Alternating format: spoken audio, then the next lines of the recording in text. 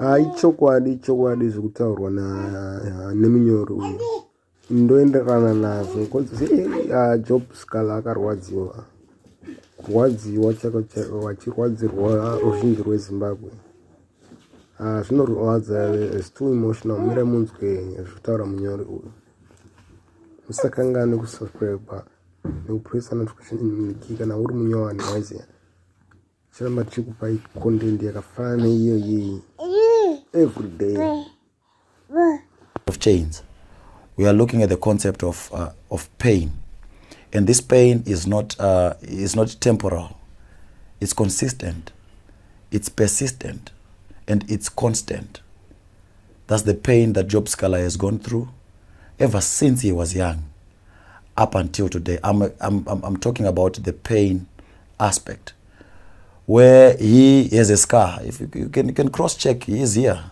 You can cross-check, he has a scar, which he incurred when he was about 6 years old and when he was herding cattle. And somebody had to hit him with an axe. He nearly died. So pain has been part of his life. When you talk about, Zimbabweans usually love to reference, they want to talk about the liberation struggle. They want to talk about liberation credentials.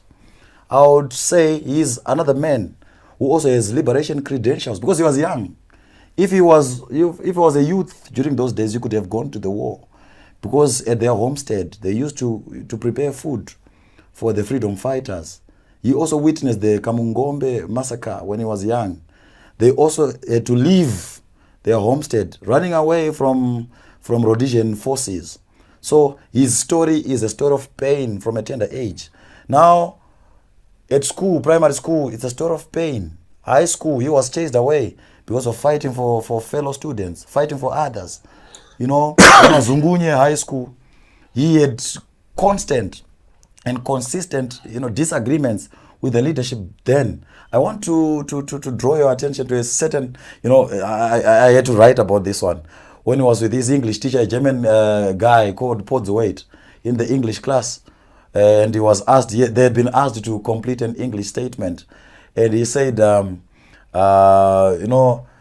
whites in South Africa have to be killed because they are refusing to release Nelson Mandela from prison. There was a time, actually, Job, when you talk about pain, when he had to spend almost 2 terms studying on his own because he had been chased out of class because of his political activism. So his story is about pain. I'm now transiting to betrayal.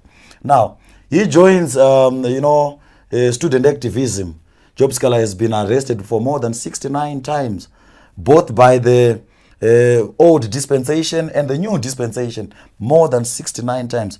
Nobody in Zimbabwean politics, even mainstream or whatever opposition politics, has been arrested for such a long, for such a long period of time. 69 times is a long period of time. Job Skala has been arrested. He's been in chains throughout the rest of his life up until to the present moment. Now, when you talk about betrayal, you see a man who is dedicated, right, towards the betterment of his country. You see a man who is dedicated towards the freedom of his country. You see a man who is dedicated. You see, Job Skala, we are talking about him today in his presence. It's unfortunate. We would have wanted to talk about him in his absence. In 2000, he wins the parliamentary elections in St. Mary's constituency. And he declares, as he's giving a speech, he says to the people of St. Mary's, you see, I will never abandon you, right? The food that you eat is the food that I'm also going to eat. The water that you drink is the water that I'm also going to drink.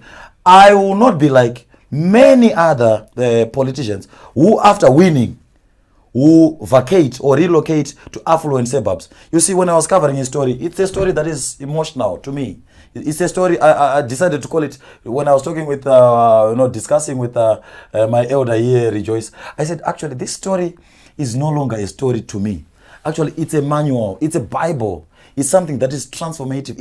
It transforms the reader.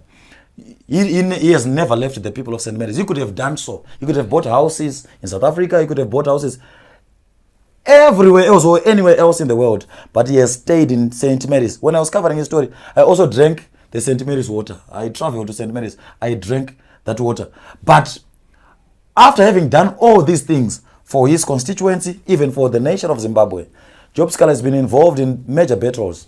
The Battle of Rushinga Tenof, the Battle of Bikita West, the Battle of Marondera East, the Battle of Kuwadzana East, where he nearly lost his life. He was actually evading bullets, live bullets that were being fired towards him.